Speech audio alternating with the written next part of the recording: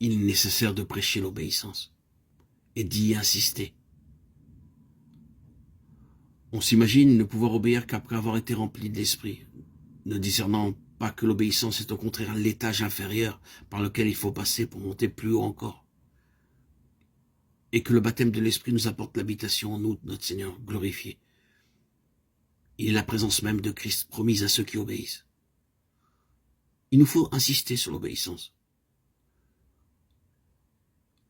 On ne voyait pas que l'obéissance à la voix de la conscience et à chacun des commandements de l'Écriture, quand un mot, servir Dieu d'une manière qui lui soit agréable, Hébreux 12, 28, est le passeport nécessaire pour entrer dans cette vie de l'esprit qui témoigne de la présence du Seigneur. L'obéissance est la base, le socle. Et en négligeant cette vérité-là, on avait également oublié cette haute vérité qui va de pair avec la première. Celui qui obéit peut et doit s'attendre à être rempli de l'esprit. Un grand nombre de chrétiens ignorent que la présence habituelle, active et consciente de l'esprit soit promise à ceux qui obéissent. Ils passent une grande partie de leur vie à déplorer leur désobéissance, à souffrir de leur manque de force spirituelle, à demander que l'esprit vienne les aider à obéir, au lieu de compter pour obéir sur la force de l'esprit qui est déjà en eux. On ne pensait guère que le Saint-Esprit pût être envoyé aux chrétiens obéissants pour lui, communiquer habituellement la présence de Jésus et accomplir en lui les œuvres plus grandes, Jean 14, 12. Précisément comme autrefois, le Père communiquait sa puissance à Christ. Et encore à présent, on ne comprend pas toujours que la vie de Jésus est le modèle de ce que doit être la nôtre.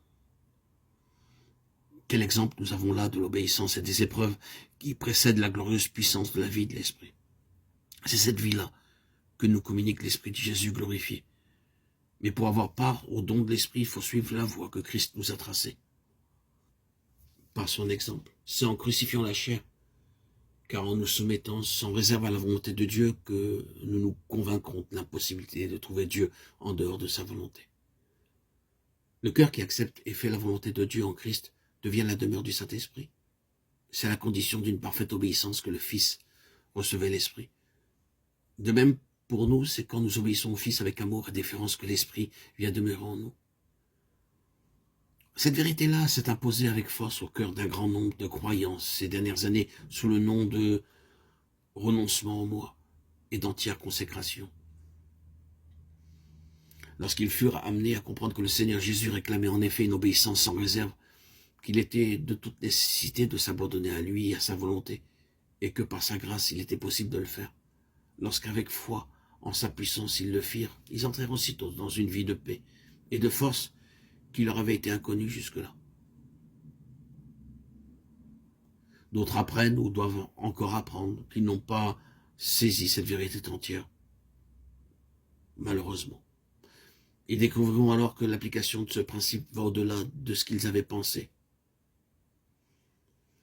À mesure que par la puissance de l'Esprit qui est en nous, nous apprendrons à porter fidèlement à Jésus tout mouvement de notre vie intérieure, nous verrons que l'Esprit de Jésus glorifié réalisera alors sa présence en nous, faisant en nous et par nous infiniment au-delà de ce que nous demandons ou pensons. Éphésiens 3, 20.